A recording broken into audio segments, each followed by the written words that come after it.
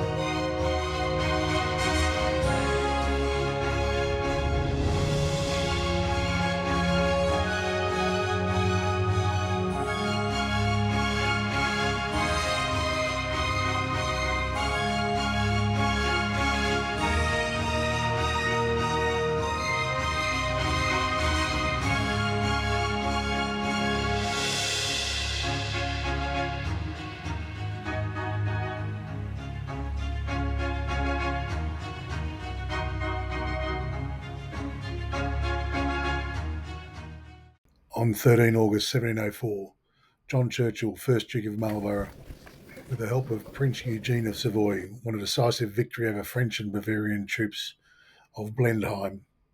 As an expression of the nation's gratitude, Queen Anne bestowed on him the royal property of Woodstock, one of the oldest royal properties set in the heart of the forest, rich in game. 13 kilometres to the northwest of Oxford, a new palace commemorating the victory of colossal dimensions was built between 1705 and 1722. Its name became anglicised as Blenheim.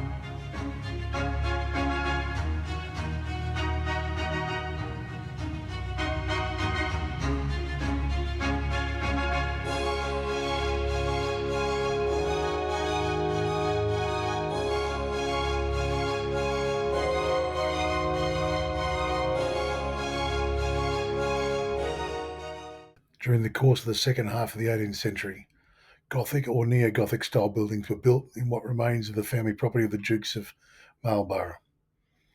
In the palace is the room where Winston Churchill was born in 1874. The evolution of the park has not been held back by conservation measures, and its present state owes much of its transformation, which was undertaken by French landscape artists between 1908 and 1930.